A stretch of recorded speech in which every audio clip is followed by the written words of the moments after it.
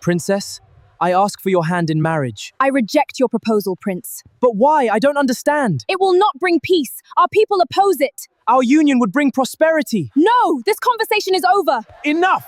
This is not how we settle matters. Princess, accept my hand in marriage. It will unite our realms. I refuse. My kingdom will not be bartered. You dare refuse me? You will regret this! The princess has spoken. You must accept her decision. Insolence! I will not stay! Then go. Our alliance stands without you. My daughter, you must accept one of the suitors. You have rejected too many. Father, I cannot marry just anyone. What is wrong with you? You should get married. I am pleading with you. I will not be forced into a marriage I do not want. The kingdom needs this union. Please reconsider. Father, I want to marry the poor blind hunter. What? A poor blind hunter? I forbid it! But I love him, Father, please. Never! You will not shame this kingdom! Father, I beg you. My word is final. Leave now! The princess who refused every suitor until a blind hunter arrived. My name is Morayo, and before you keep scrolling, let me tell you something that will stay with you long after this video ends. There was a princess in my kingdom who turned down 31 suitors, princes, warriors, a man who owned more cattle than the eye could count in one afternoon. She refused all of them. And then a blind hunter walked into the palace courtyard with nothing but a walking stick and a bag of herbs. And 3 days later, she told her father she would marry no one else. If you want to know what that hunter heard in the wind that made kings tremble, stay with me till the end. And while you are here, tap that subscribe button, because where this story is going, you do not want to miss a single turn. I was born in the same year as Princess Adaeze, daughter of Oba Adewale, ruler of Ilaje-Oke, a kingdom pressed between two rivers and watched over by hills that our elders said had eyes. I was not born a princess. I was born to the woman who ground pepper for the palace kitchen, and by the time I was old enough to carry a tray without dropping it, I had become Adaeze's shadow. Where she went, I went. What she refused, I heard about first, because she always came to complain to me before she dared complain to her father. Adaeze was not refusing suitors out of pride, whatever the market women whispered behind their fans. I want you to understand that from the beginning, because everyone in the kingdom got this wrong, and their wrongness is part of what nearly destroyed us. She was refusing because something in her chest, some old instinct passed down from her mother's mother, told her that a wrong marriage would not just ruin her life, it would ruin the kingdom. She could not explain it. She only knew it the way you know a fruit is rotten from its smell before you cut it open. The first suitor was Prince Kolawole of Efon, a kingdom 3 days' walk to the east. He arrived with drummers and dancers and 40 bags of cowries stacked like a small mountain in the courtyard. He smiled with all his teeth and called Adaeze the flower of the two rivers, which made the older women sigh and the younger ones giggle behind their wrappers. Adaeze sat through the entire ceremony with a face carved from stone, and when her father, in front of the whole court, asked her whether she would accept the prince's hand, she said one sentence that traveled through the kingdom faster than harmattan wind. His eyes lie, even when his mouth tells the truth. Nobody understood what she meant. Prince Kolawole left in fury, and his father sent an angry message threatening to close the eastern trade roads. Oba Adewale was furious with her daughter for weeks. But 6 moons later, we learned that Prince Kolawole had been secretly negotiating to sell grain to raiders from beyond the northern hills in exchange for gold, grain that was meant to feed his own people during the dry season. Adaeze had seen something in him that the rest of us, blinded by drums and cowries, had missed entirely. That was the first sign that my princess had a gift nobody wanted to name, not even her. I should tell you where I believe that gift came from, because it matters more than anyone in the palace understood at the time. Adaeze's mother, Olori Yeside, had died birthing her only child, and the old women of the palace still spoke of her in hushed, reverent tones whenever her name came up, not simply out of grief, but out of something closer to awe. Olori Yeside had been known in her short years as Olori for an uncanny sense of her own, an ability to walk into a room of strangers and know within moments who among them meant harm and who meant none at all. The elders said it was a gift passed down from a great-grandmother who had once served as a diviner before marrying into royalty, a thread of second sight running quietly through the women of that line like an underground stream, invisible until the right conditions brought it bubbling to the surface.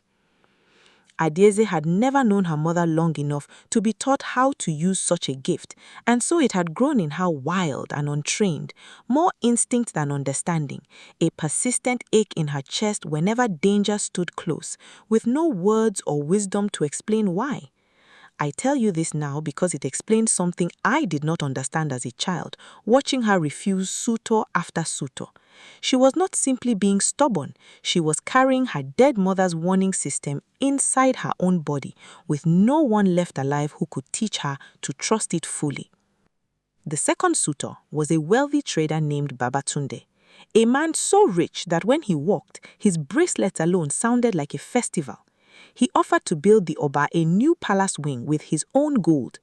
Adaeze refused him after a single conversation, saying only that a man who counts everything will one day count his wife's worth too.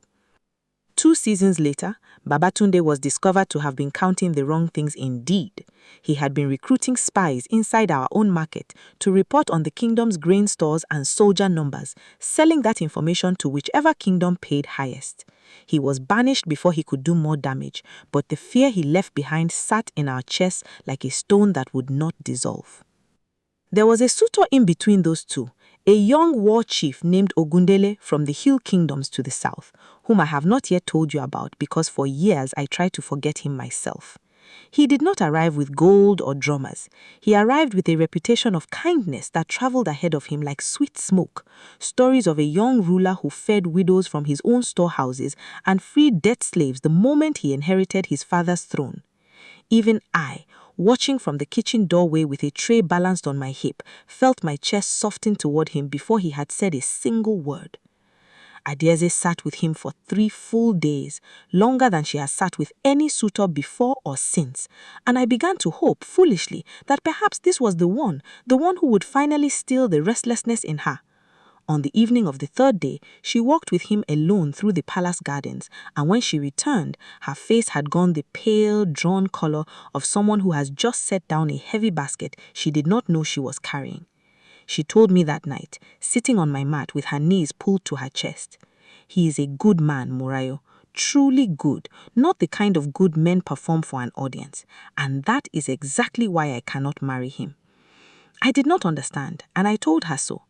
A kingdom needs more than a good ruler seated beside it. It needs a ruler who can see danger before it arrives, and Ogundele, for all his kindness, does not see it. He trusts too easily. He believes the best of every man who kneels before him, and one day that trust will be used against him by someone far less good than he is, and I refuse to build my children's future on a foundation I already know will crack. She refused him gently, the only refusal in all 31 that came with tears in her eyes rather than cold certainty. Ogundele left our kingdom in confusion rather than anger, and 2 years later, word reached us that a trusted cousin had poisoned him slowly over many months before seizing his throne, exactly the kind of betrayal Adaeze had feared without being able to name it. I remember the night that news arrived, how Adaeze locked herself in her chambers and did not eat for 2 full days, mourning a man she had refused precisely because she loved her kingdom and her own unborn children more than she allowed herself to love him. By the time the 10th suitor came and went, the palace elders had stopped laughing at Adaeze's refusals. By the 20th, some of them had begun to watch her with something closer to fear than affection, because a princess who could see through men the way she saw through water was either blessed or cursed, and in our kingdom, the line between those two things has always been thinner than anyone likes to admit. I remember the night before suitor number 31 arrived, because Adaeze could not sleep, and she came to my sleeping mat in the servants' quarters the way she had done since we were children, sitting cross-legged with her wrapper pulled tight around her shoulders. "Moroyo," she said, Something is coming, not a suitor. Something else is riding on his back, and I do not yet know what it is. I did not take her seriously that night. I want to be honest with you about that, because I have carried the shame of it for a long time. I thought she was simply tired of ceremonies and cowries and men who smelled of palm wine before noon. I told her to sleep, that tomorrow's suitor was just another rich man with a loud mouth, nothing more. I was wrong, in a way that still makes my chest tight when I remember it. The 31st suitor was Prince Femi of Owode, and he was by every measure our kingdom used, perfect. Tall, broad-shouldered, generous with his people, known even among rival kingdoms as a fair and clever ruler. When he arrived, even the market women who had grown tired of Adaeze's endless rejections whispered that surely this time, surely now, the princess would say yes. She refused him within an hour, and this time, for the first time, she gave no explanation at all. She simply stood, bowed to her father, and walked back into the palace, leaving Prince Femi standing in the courtyard with his mouth slightly open and his advisors exchanging glances that I did not like at all. That night, Oba Adewale called his daughter to his private chambers, and because I was carrying his evening kola nuts, I stood close enough to the doorway to hear what passed between them. Though I want you to remember this because it matters later, I did not hear everything. I only heard pieces, the way you hear pieces of a drum pattern from 2 compounds away. "You will marry Adaeze," the Oba said, and his voice had none of its usual warmth. A kingdom without an heir's husband is a kingdom that invites vultures. I have let you refuse 31 men because each time proved you right, and I am not a foolish father who ignores a pattern. But patterns are not proof, my daughter, and I am growing old, and the hills that watch over us do not wait for a princess to finish being certain. "Then let me choose my own way of finding certainty, father," Adaeze answered, and something in the way she said it made the hair on my arms rise, though I could not have told you why. "Give me until the next full moon. If I have not found what I am looking for by then, I will marry whichever man you choose, even if my whole body screams against it." There was a long silence. I remember holding my breath along with it. "Until the next full moon," the Oba finally said. "And Adaeze, whatever it is you are looking for, I hope it walks into this courtyard before your time runs out, because I do not know how much longer I can hold back the kingdoms circling us like hawks." I did not understand then what he meant by hawks circling. I understand now, and it chills me every time I think of it, because the danger was already closer than any of us knew. Closer than the northern hills, closer than the eastern trade roads. It was already inside our walls, wearing a familiar face, eating at our table, and none of us, not even Adaeze with her strange uncanny sight, had noticed it yet.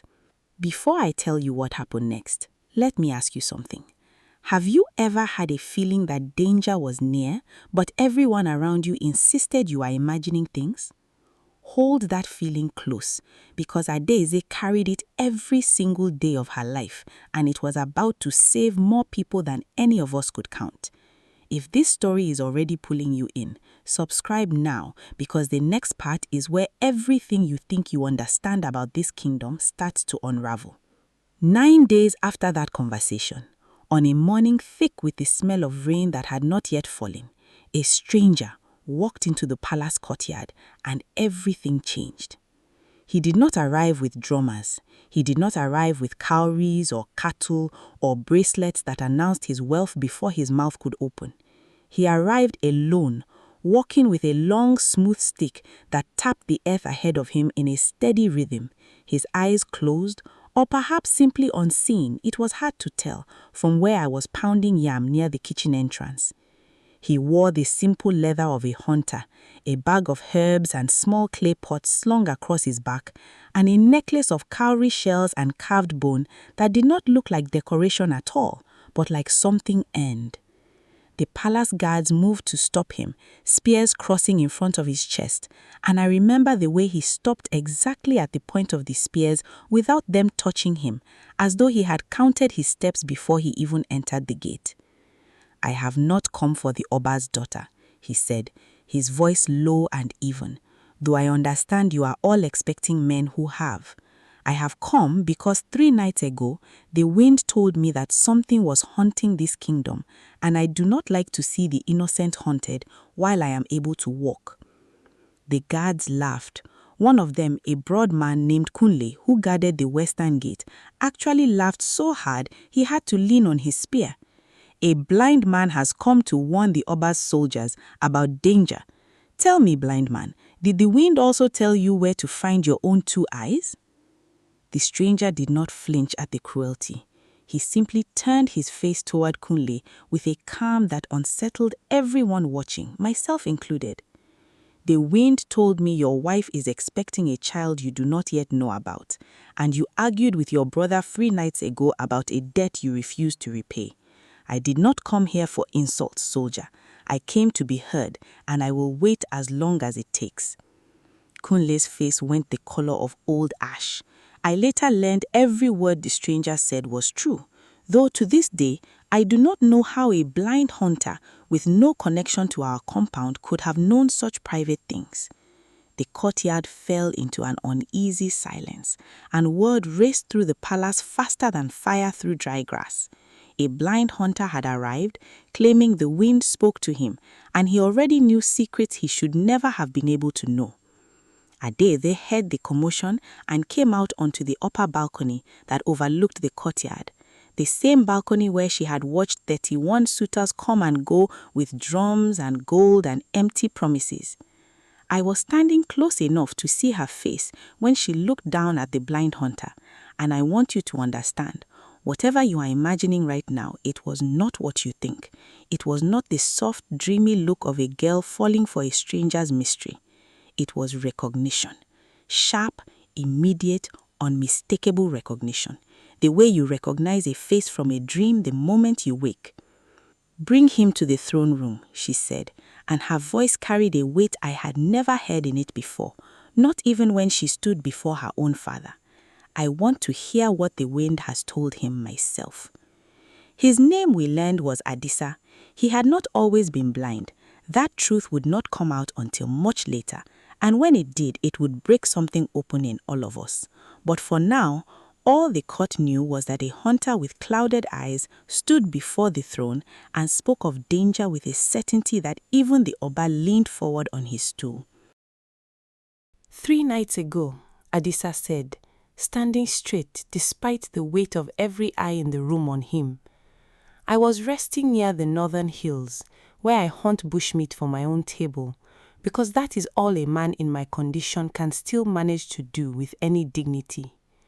I heard voices carried on the wind, voices speaking a tongue I did not fully understand, though I have traveled enough to catch pieces of many languages. They spoke of a kingdom between 2 rivers.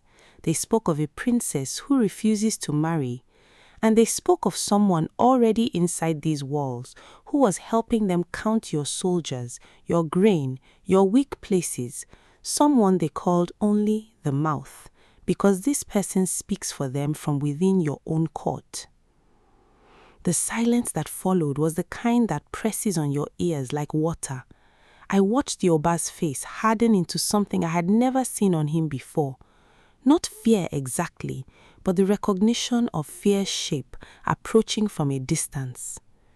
"You expect me to believe," said Chief Balagom, the Oba's most trusted advisor, an old man who had served 3 generations of our royal family, "that the wind whispers military secrets to a blind hunter in the bush, and that we are simply to trust his word over the loyalty of everyone standing in this very room?" It was a fair question. I want you to sit with that question too, because it is the same question that will matter later when everything you think you know about loyalty in this story gets turned upside down. Adaeze stepped forward before her father could answer. "I do not need him to prove the wind speaks to him. I need him to prove he is telling the truth about the danger. And there is only one way to test that. Let him stay. Let him hunt near our walls as he says he does. If danger comes, as he claims it will, we will know soon enough whether to trust him. If nothing comes, we send him away with a warning never to frighten this court with lies again. It was, I later understood, a clever test wrapped inside what looked like simple mercy.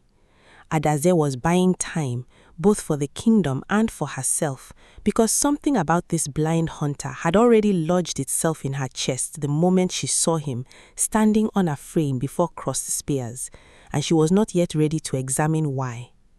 The Oba agreed, reluctantly, and Adisa was given a small hut at the edge of the palace grounds, close enough to be watched, far enough to be tested.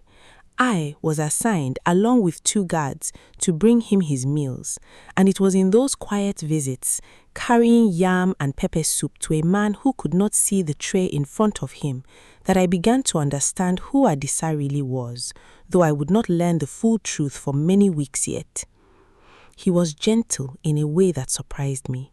He thanked me by name after only being told it once, and he asked questions that no one else in the palace ever bothered to ask his servant girl. Questions about my mother, about whether the pepper soup recipe had been passed down through her family, about whether I was happy in the life I had been given or simply accustomed to it. Nobody had ever asked me that last question before. I did not have an answer ready, and that unsettled me more than anything else about him. "You are wondering how a blind man survives alone in the bush," he said to me one evening, without me having asked. "Everyone wonders it, though most are too polite or too afraid to say it aloud." I admitted that I was. "When you lose your sight," he said, setting down his spoon carefully, feeling for the edge of the bowl with practiced fingers, "the world does not go silent, it grows louder. I can hear a leaf turn on its stem from 20 paces.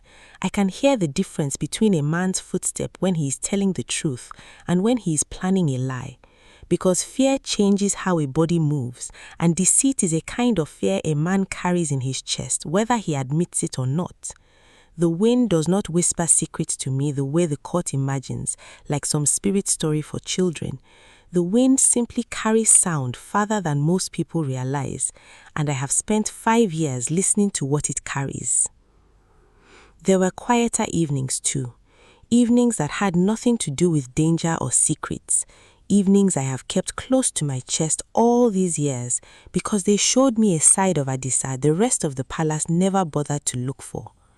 He taught me once to describe the color of the evening sky over the 2 rivers, not because he needed the information for any hunt or warning, but simply because he said he missed the particular orange of dusk more than almost anything else he had lost. I did my clumsy best, comparing it to the inside of a ripe papa, to the coals of a dying cooking fire, and he listened with such quiet attention that I felt for the first time in my life that my words carried real weight in the world. He taught me things too in exchange, small things that changed how I moved through my own days. He taught me to tell by the particular creak of the kitchen door whether it was the head cook or her assistant entering long before I ever turned to look.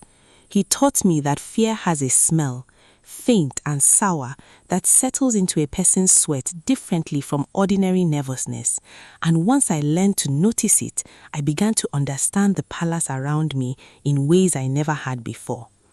The fear beneath Chief Balagun's composed authority, the fear beneath even the Oba's steady voice when he thought no one was paying close attention. I asked him, because I could not stop myself, how he had lost his sight in the first place.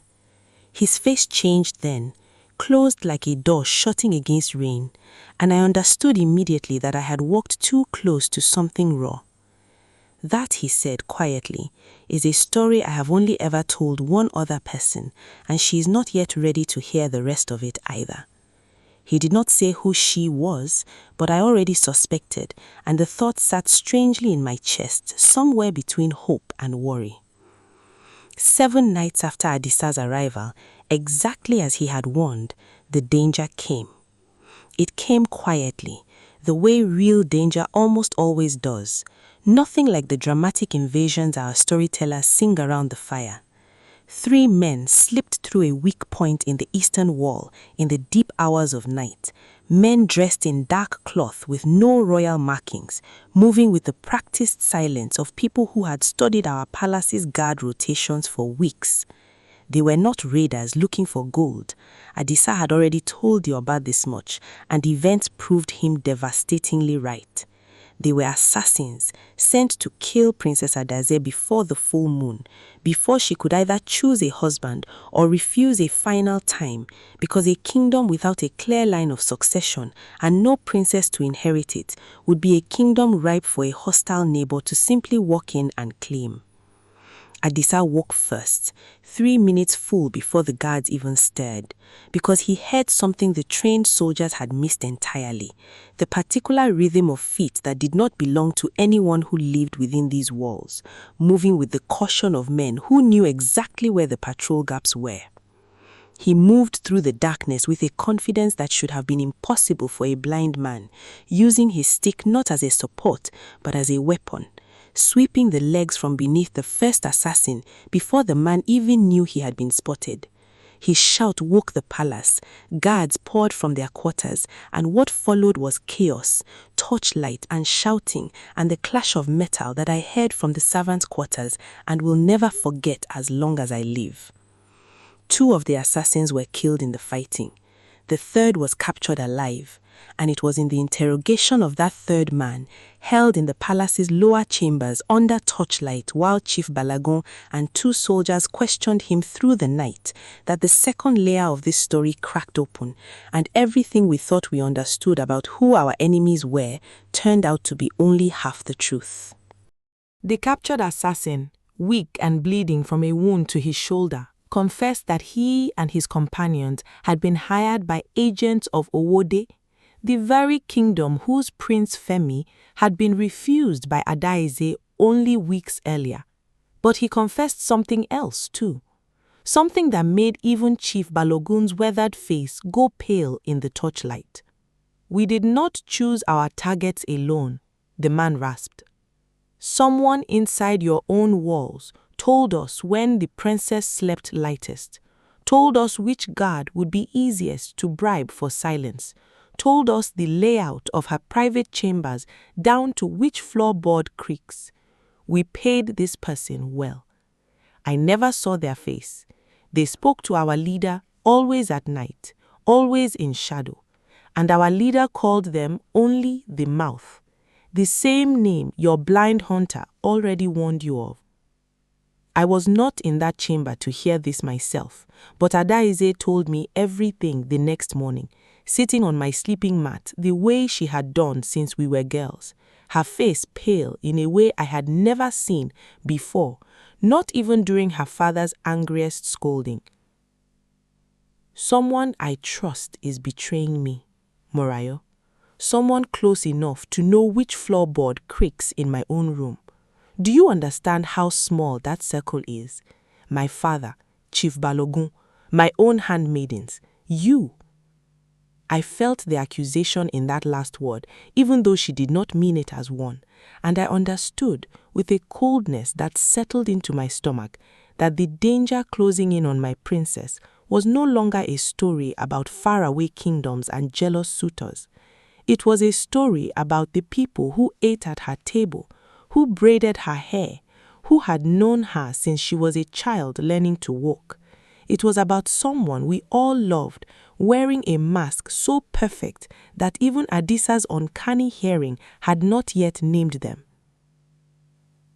If your stomach just tightened the way mine did remembering that morning, you understand exactly why I need you to subscribe right now, before we go any further. Because the next part of this story is where the mask finally begins to slip, and I promise you, it is not who you think. In the days that followed the attack, the palace transformed into something unrecognizable. Every servant was questioned. Every guard's movements from the past month were traced and retraced. Chief Balogun, desperate to prove his own loyalty above all suspicion, personally interrogated half the household staff himself, his usually calm voice sharpening into something almost cruel under the pressure of a kingdom that no longer trusted its own walls. Adisa, meanwhile, had become something between a guest and a weapon. The Oba, shaken by how close his daughter had come to death, ordered that the blind hunter be given full access to the palace grounds, day and night, to listen for anything the trained soldiers might miss. And it was during those long nights, walking the palace corridors with Adisa, while he listened to walls and doorways and the particular creak of floorboards, that I began to understand the true shape of the bond growing between them, though neither of them had spoken a single word of it aloud yet.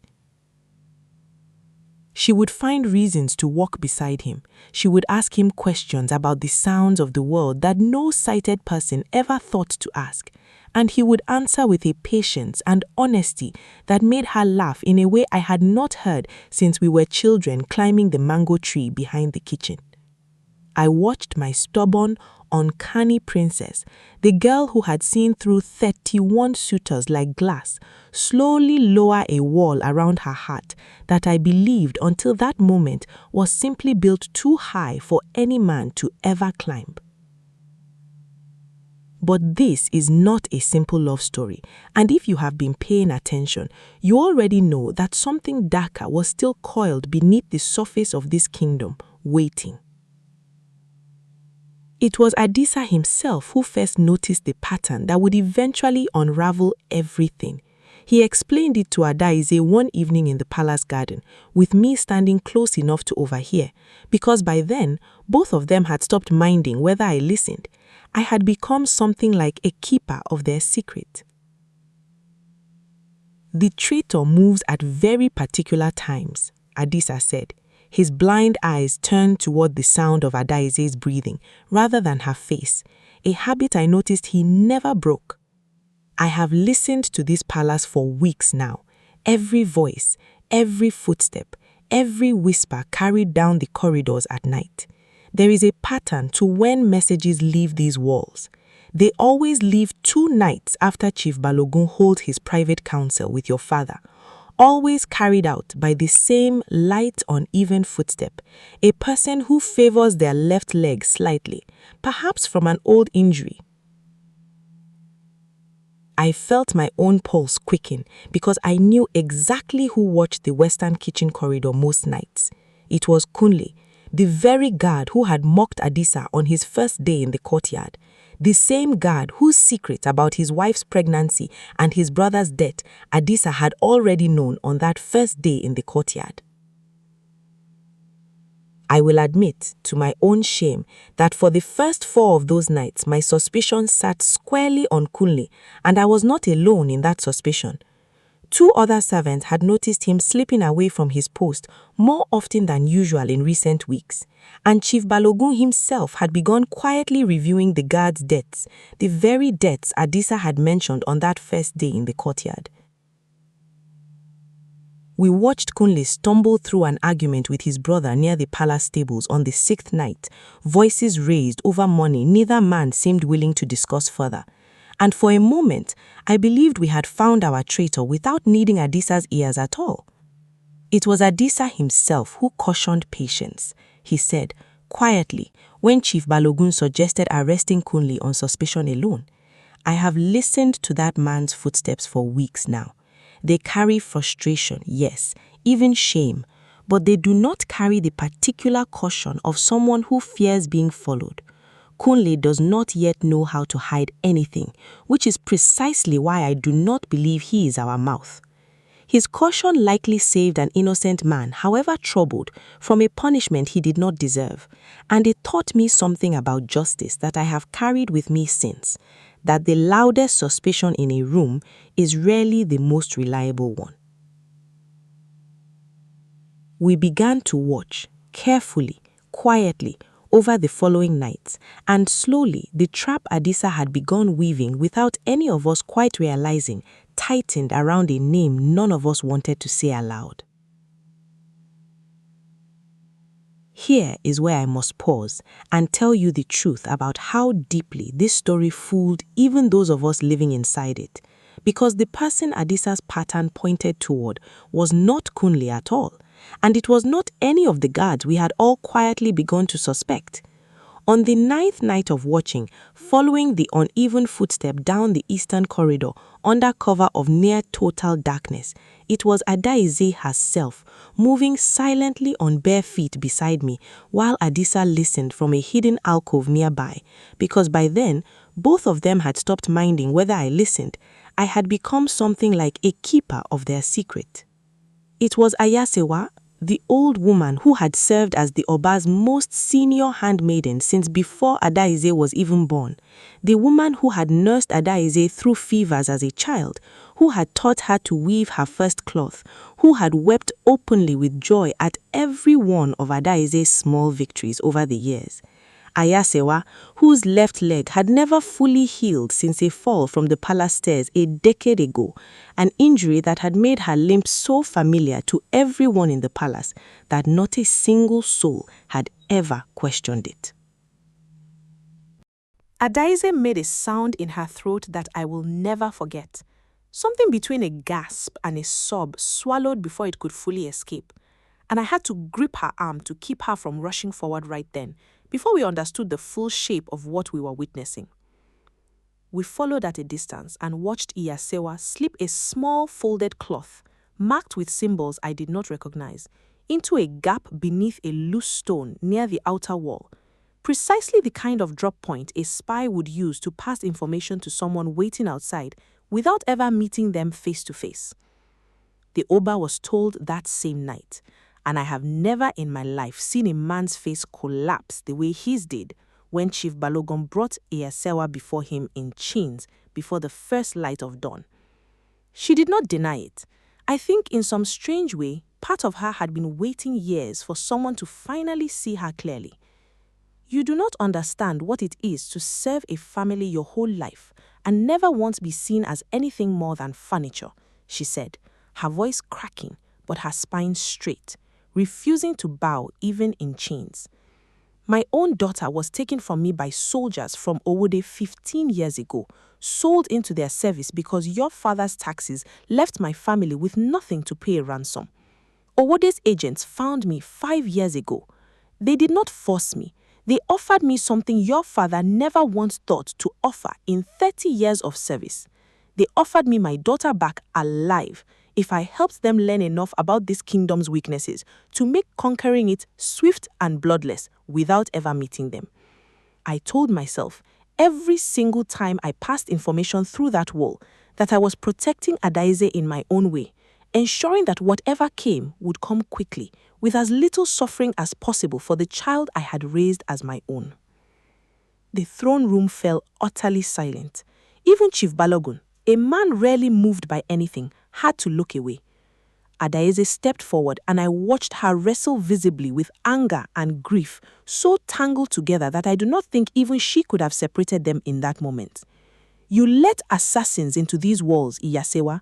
You let them come for me while I slept in the very room you talked me into as a child.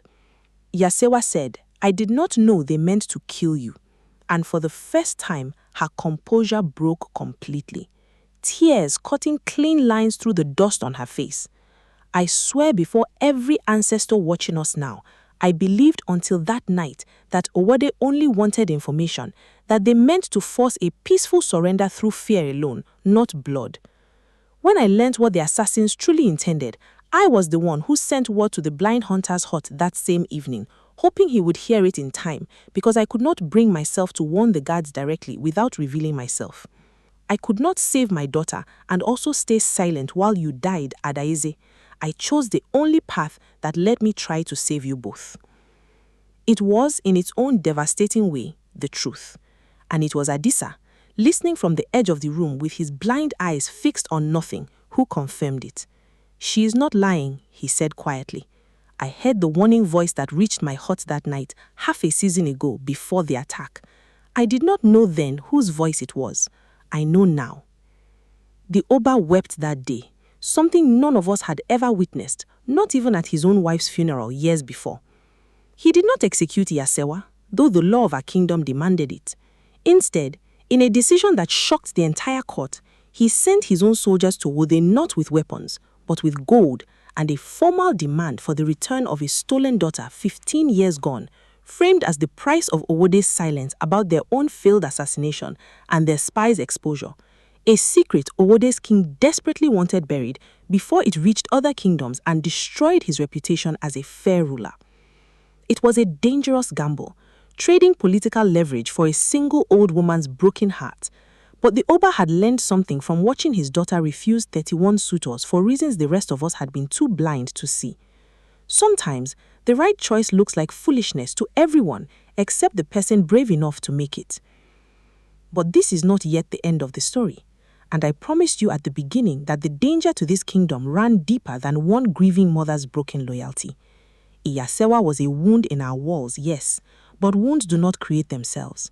Someone in Owode had found her, studied her, understood exactly which grief to press to turn a lifelong servant into a spy. And that same patient, careful hand had not stopped working simply because one spy had been caught. 3 nights after Iyasewa's confession, Adisa woke Adaeze himself, slipping past the guards with the same silent confidence he had shown on his very first night in the palace, because what he heard carried on the wind that night was worse than anything before it. "They are not sending assassins this time around," he told her, his voice tight with an urgency I had never heard from him. "They are hearing war drums being prepared 3 valleys from here, the particular rhythm Owode's army uses before a march. Iyasewa's exposure did not stop their plan, it accelerated it. They no longer believe they can win this kingdom through secrets. They mean to take it by force, and they mean to march within the week before your father can gather allies or fortify the eastern wall Iyasewa already told them was weakest." This was the moment, my friend, watching this story unfold, when everything that had come before, every refused suitor, every whispered warning, every uncanny thing Adisa had ever heard on the wind revealed its true purpose. Adaeze had not simply been choosing a husband all those years. She had, without fully understanding it herself, been searching for the one person whose gift could see the danger the rest of the kingdom refused to believe was real. Because a kingdom led by a princess who trusted her instincts over the flattery of powerful men was a kingdom that could still be saved when the true danger finally arrived. The Oba convened his war council that very night, and it was Adaeze, not Chief Balogun, not even the Oba himself, who proposed the plan that would ultimately save Ilaje-Oke from a war it was not prepared for and could not have won through soldiers alone. "We do not meet them at the eastern wall as they expect," she said, standing before the war council with a steadiness that silenced even the oldest generals in the room. Owode told them the eastern wall is weak, so they will march believing they already know our vulnerabilities. We let them believe it. We reinforced that wall in secret, under cover of darkness, using every able body in this palace, while appearing from the outside to leave it exactly as weak as they expect. And we use Adisa's gift to know the precise hour they intend to strike, so that when they arrive believing they have the advantage of surprise, it is instead we who are waiting for them. It was a bold plan, and a dangerous one, resting entirely on the accuracy of a blind hunter's ears. But the Oba, who had watched his daughter be proven right 31 times before, gave his approval without further argument. For the next 5 nights, the entire palace worked in near silence, reinforcing the eastern wall with hidden stakes and concealed pits, training every available guard in the specific ambush formation Adaeze had designed, while Adisa walked the outer boundary of the kingdom each night, listening for the particular rhythm of an approaching army, refining his estimate of when they would strike with an accuracy that left even the most skeptical generals speechless. I will tell you honestly that not everyone in the palace trusted this plan, even after everything Adisa had already proven. Chief Balogun argued fiercely on the second night that reinforcing a single wall while leaving the western and southern approaches lightly guarded was a gamble that could cost the kingdom everything if Adisa's information proved even slightly wrong. I watched the old advisor and the young princess stand nearly nose to nose in the war room, neither willing to back down until Adaeze finally said the words that ended the argument for good. "You have served this kingdom faithfully for 30 years, Chief Balogun, and I do not doubt your loyalty for a single moment. But loyalty without willingness to trust new eyes, or in this case, new ears, is exactly the kind of thinking Owode is counting on. They believe we would defend this kingdom the way we always have. Adisa sees what we cannot. I am asking you to trust that difference, not because I am certain, but because certainty is a luxury we no longer have time for.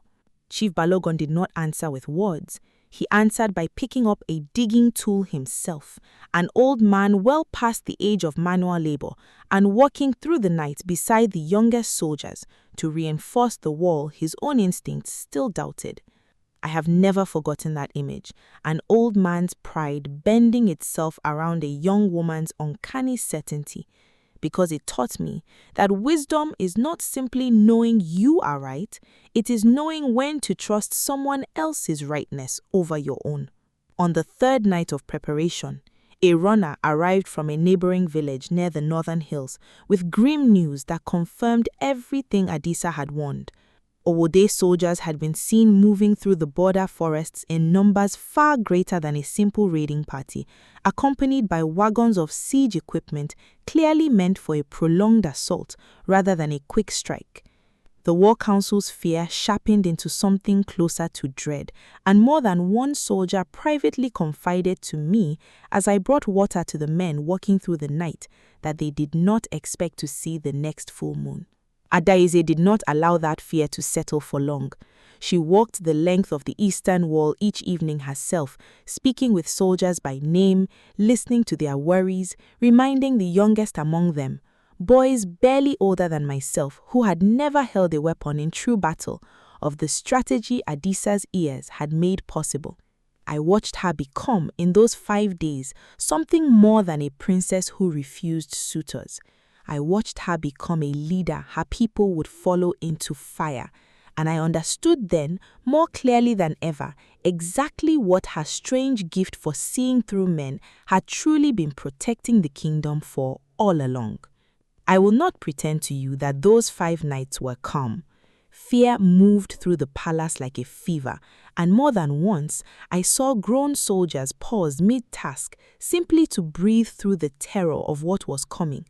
But I also watched something else grow in that same fear, a closeness between Adaeze and Adisa that neither grief nor danger could slow. I must tell you about the second night of that preparation too, because it very nearly ended everything before it began, and I think it is important you understand that even the truest bonds are not built without moments of doubt, sharp enough to cut. Adaeze came to me that night with her jaw tight and her eyes red-rimmed, and when I asked what had happened, she told me she had overheard Adisa speaking quietly with one of the palace guards, a conversation that stopped abruptly the moment she stepped into earshot, and she had caught a single fragment of it. Adisa saying the words, "She cannot know, not yet, it would break something in her before we are ready." For a full day, Adaeze avoided him entirely, convinced that the man who had saved her life and unraveled Iyasewa's secret was now keeping a secret of his own, and I watched her retreat into the same cold, guarded stillness she had worn during all 31 refused courtships, as though some old wound in her had simply been waiting for an excuse to reopen. Perhaps I was wrong about him, she told me bitterly, refusing to meet my eyes. Perhaps my gift has finally failed me, and everyone will say I told you so, that even the princess who saw through 31 liars was fooled by the 32nd. It was Adisa himself who finally broke the silence between them, seeking her out in the garden on the evening before the battle, his voice low with an urgency that had nothing to do with war. "You believe I am hiding something dangerous from you." Before she could even speak, because of course he had heard the change in her breathing every time she passed him in the corridor, the particular rhythm of hurt disguised as coldness. "You are right that I am hiding something, but it is not a betrayal, Adaeze, and I will show you now rather than let one more night pass with you believing the worst of me." He led her and the guard he had spoken with to a small storeroom near the eastern wall, where I later learned they had spent 2 nights quietly preparing a gift neither of them wanted revealed before it was finished. A set of carved wooden beads and bells threaded onto a cord in a pattern only Adisa could read by touch. A device he had designed for Adaeze, whose gift for sensing danger had always outpaced her ability to explain it to anyone else, might have something tangible to hold in the moment her instinct screamed loudest and no one around her believed her. He did not want to give it to you unfinished, he told her simply, and I did not want you to carry doubt about me into a battle that already asked enough of your courage. Adaeze wept when she told me this story afterwards, not from sadness, but from the particular relief of learning that the person she had begun to trust most in the world had been keeping a secret not to protect herself, but to protect her. On the 4th night, exhausted and covered in the dust of digging concealed trenches alongside the very soldiers who had once mocked him, Adisa finally told her the story of how he lost his sight. The story he had told me he had only ever shared with one person before, though at the time he had not yet told even her. I was not present for that conversation, and I will not pretend to know every word of it, because some things belong only to the people who lived them. But Adaeze told me enough years later for me to share the heart of it with you now. 5 years before he ever walked into our courtyard, Adisa was a soldier, not a hunter, serving a smaller kingdom to the south that had been swallowed whole by a larger neighbor in a war fought over grazing land. He had fought at the final defense of his home village, and in the chaos of that final battle, a fire meant to signal retreat had been instead used as a weapon against his own people.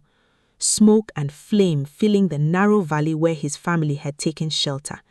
He ran into that fire to pull his younger sister free, and the same smoke that saved her life took his sight forever. He told Adaeze that in the darkness that followed, in the long months of learning to walk again without eyes to guide him, he had discovered something he never expected. The world had not gone quiet.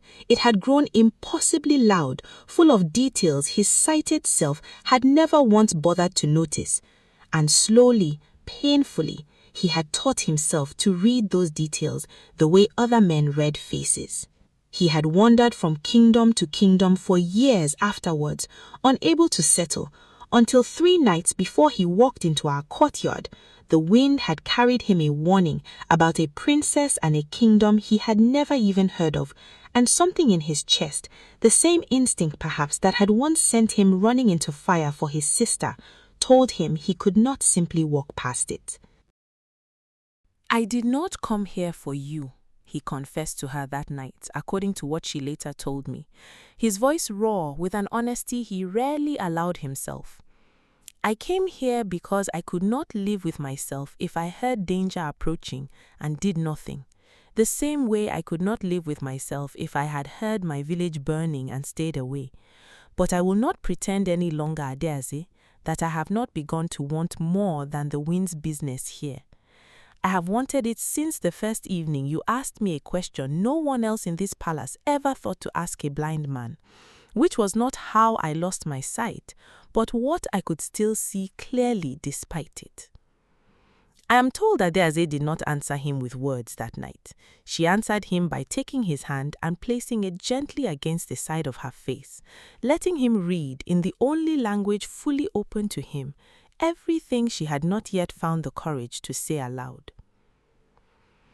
On the 6th night, exactly as Adisa had predicted down to the hour, the drums of Owode's army began their march toward the eastern wall of Ilaje-Oke. 400 soldiers moving under cover of darkness, believing they approached a weakness handed to them by a broken-hearted spy weeks earlier.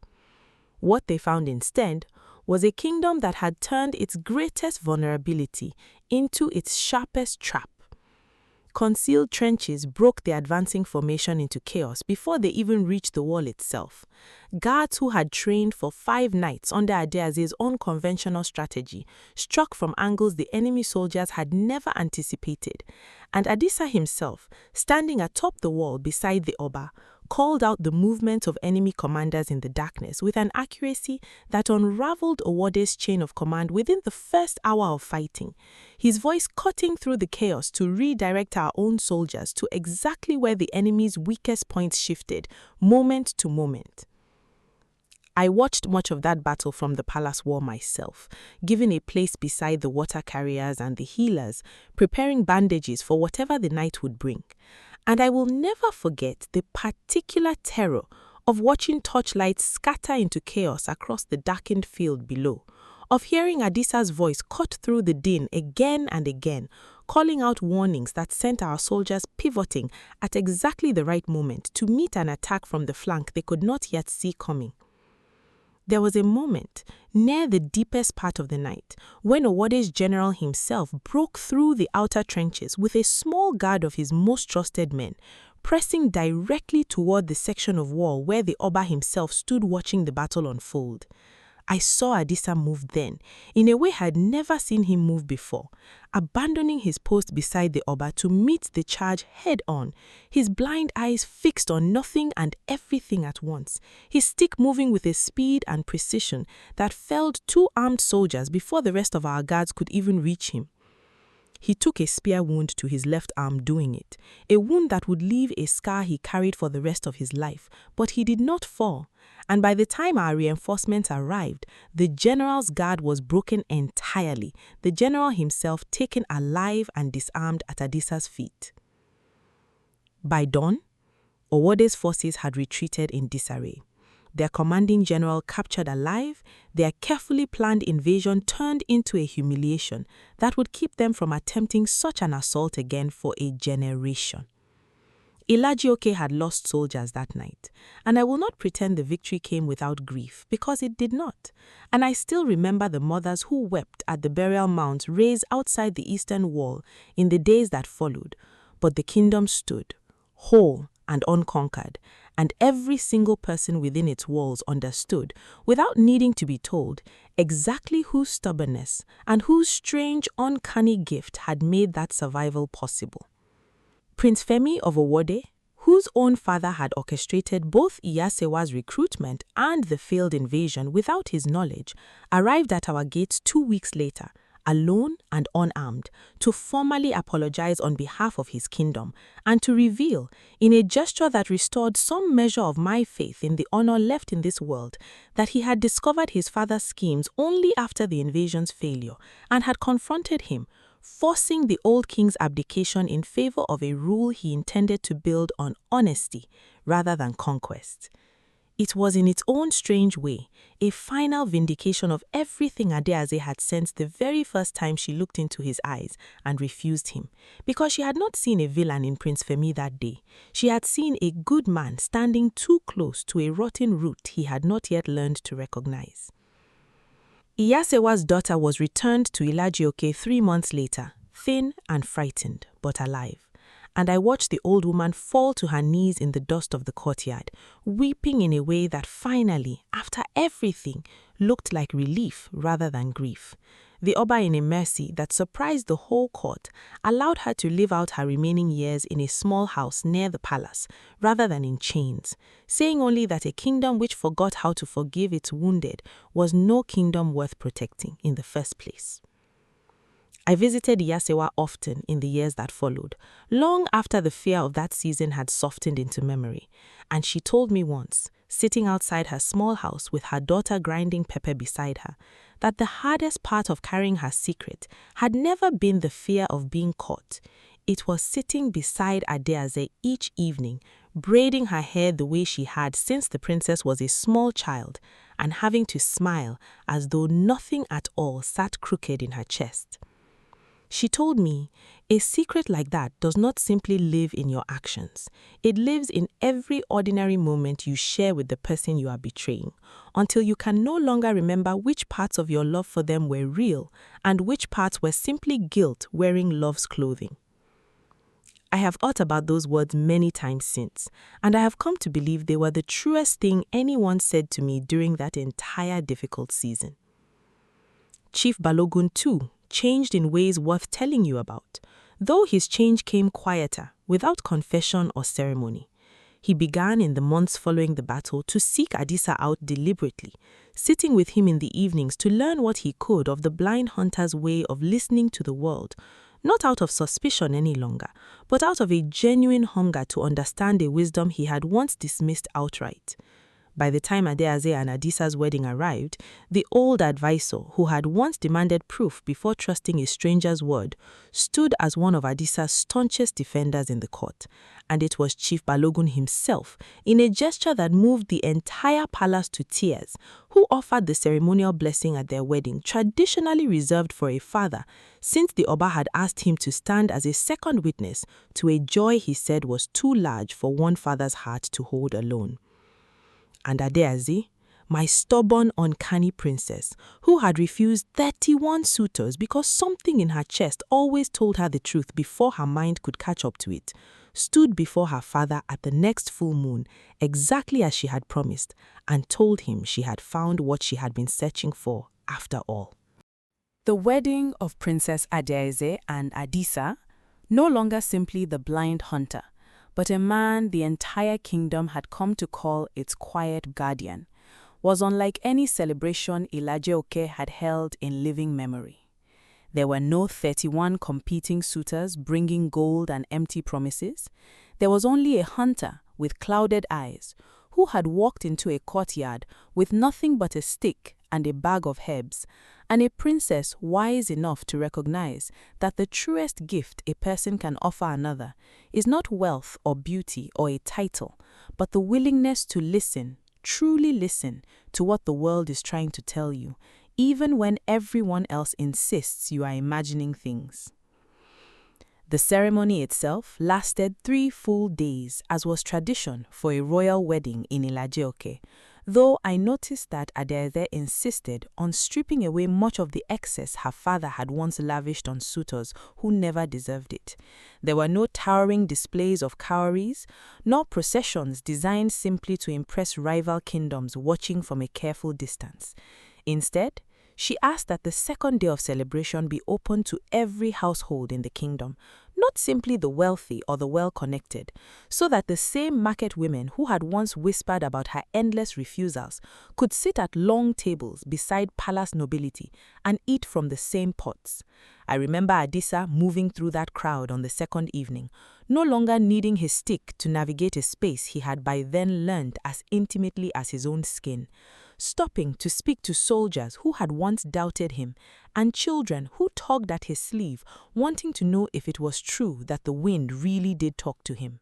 He answered each child the same patient way. "The wind talks to everyone," he told them. "Most people have simply forgotten how to listen." On the third and final day, Iyasewa herself, with the Oba's blessing, was permitted to braid Adaeze's hair one last time before the closing ceremony, an act of forgiveness that brought half the watching court to tears, myself included. I watched the old woman's hands move through Adaeze's hair with the same tenderness they had shown since Adaeze was small enough to fit in her lap, and I understood that whatever had been broken between them in that season of betrayal and fear had not been erased, but it had been mended, in the slow, deliberate way that only true forgiveness ever manages. I stood close to Adaeze that day, as I had stood close to her my entire life, and when she caught my eye across the courtyard, dressed in cloth woven with her own hands, she smiled the way she used to smile when we were girls climbing mango trees together, before crowns and courtships and kingdoms in danger had ever entered either of our lives. If you have made it this far with me, through refused princes and buried secrets, and a blind man's uncanny gift for hearing truth in a world too loud with lies, then you already understand why I needed to tell you this story exactly as it happened, without smoothing over the parts that hurt or rushing past the parts that mattered. Adaeze taught me something I have carried with me every day since, something I want to leave you with before we part ways today. The people who see us most clearly are rarely the ones who look at us with the most obvious desire. Sometimes they are the ones who have learned through their own darkness exactly what it means to listen. If this story moved you even a little, do not let it end here quietly in silence. Subscribe so that the next time I sit down to tell you a story worth remembering, you will be here for it. Because I promise you, this kingdom between two rivers has many more stories still waiting in the wind for someone brave enough to listen.